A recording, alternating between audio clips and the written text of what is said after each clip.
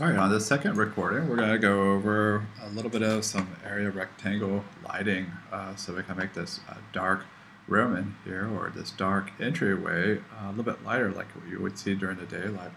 This will actually give a lot of flooding of the light. Right now it's really dark. It's kind of set up for a night rendering here. And I did add about four or five lights into the scene here, and it's looking pretty good. And I do have my setting on 8 on the sampling size of the light. So definitely when we go up to 16, we may not need to go up to 16, but I kept it at 8. So it was a pretty fast render. It only took probably about 20 or 30 seconds versus probably 2 minutes if we went up on that sampling size. All right, so let's go ahead and get started. Again, I was just duplicating these and hitting V to snap it to that area and then adjusting it. These were kind of a challenge because they're sitting right on top of each other, which I'm sure they are in the gallery since they are on the track. So I've got them kind of piggyback, but this light is affecting this, so it's got a white spotlight hitting that, so that's fine. That's probably what is actually happening in reality. Alright, so let's go ahead and create, again, we're not going to get into sun and sky with this, really not having a lot of good luck with it. It's causing it to go really slow, so I need to do a little bit more research on that. So let's go ahead and create some more lights. So I'm going to go ahead and do a Vray rec light. This is just a rectangle light. So it'll put it in our cube area here. And we can resize this versus a spherical light, which doesn't have any effect on sizing it up. So this one, we're going to go ahead and size this up. Go ahead and hit E. And go ahead and hit F, see where the heck this thing is pointing. So I'm going to put this on the outside of the window. And I'm not really concerned at this point. The image that we have outside for to create the parallax, unless we're actually going to be seeing a little bit, so it probably would help to have it in here, but we may set that up later. But for today, I just want to do some simple area lights here. Alright, so I have been playing around with these settings, so I did knock down the intensity is at 30. So I went ahead and set mine at 18. And I definitely got some yellow into the sunlight coming in. So it's probably early morning when we did this, was probably around 9:30 or 10 when we did the scanning of this area. I'm going to go ahead and do this.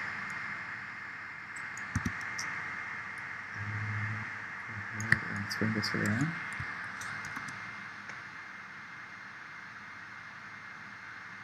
Top view, hit F. That's not my top view, but I'm going to use it. Okay, so we didn't model much of the entryway here, so you really don't want to showcase it too much. So definitely bring up this out. How we did the door, and that's about it. So pull this up, and the intensity is an 18 on this one also. 5 and 6. Pull this up against the wall here. And just make sure the arrows are pointing on these.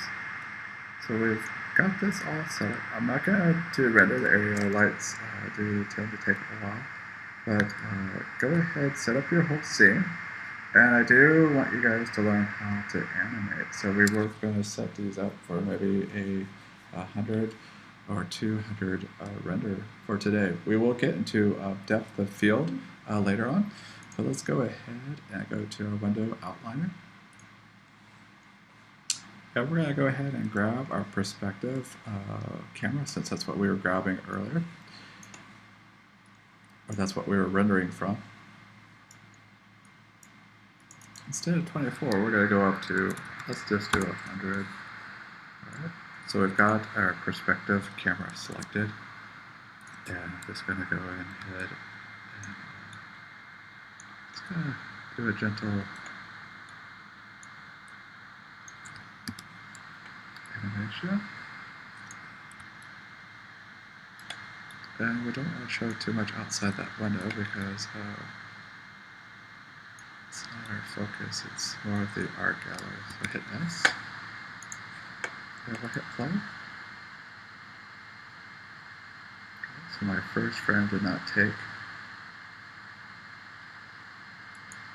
Let's go back to my first frame. Definitely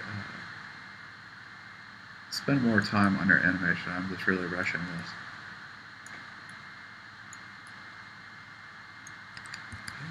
Let's scrub through. Okay. It's kind of a rough animation. 100 frames. Ooh.